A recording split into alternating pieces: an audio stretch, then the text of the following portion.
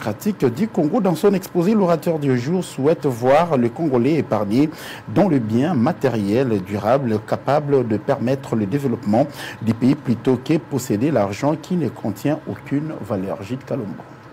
La vraie face de la monnaie et les subtilités du système monétaire, voilà la thématique qui a retenu l'attention de quelques étudiants de l'Institut supérieur de commerce de Kinshasa, ISC en sigle, qui ont participé à une conférence débat animée ce vendredi 10 mars dans la salle de bibliothèque de cette institution universitaire. Devant l'ensemble composé des étudiants et de quelques invités, les conférenciers du jour, Paluku Siagosola, analyste social, en psycho-philosophie artistique et mathématicien révolutionnaire, a d'entrée de jeu éveillé la conscience des participants à une prise de conscience tout en exploitant les capacités intellectuelles que chacun dispose dans le but d'amener la RDC à un développement efficace. Si l'argent en soi contient une valeur limitée qui ne peut en aucun cas permettre le développement d'un pays, l'orateur du jour a appelé les Congolais conscients à l'exploitation de leurs propres valeurs, car la possession d'une monnaie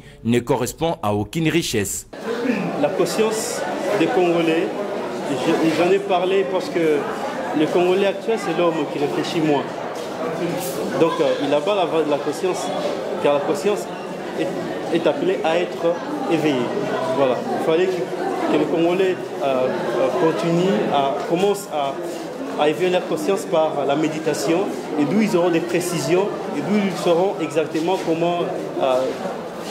comment régler leurs problèmes, régler leur situation, parce que les progrès de la RDC ne viendra pas de notre Suisse, ça viendra seulement du Congolais, et surtout les jeunes.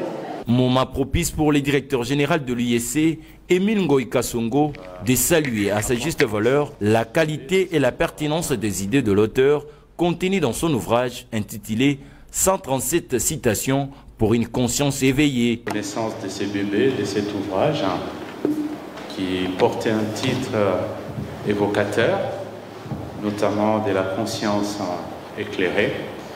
Monsieur l'auteur, tout en vous félicitant parce que votre parcours pour arriver à ces 137 citations, c'est quand même un parcours d'homme, un parcours de dur labeur.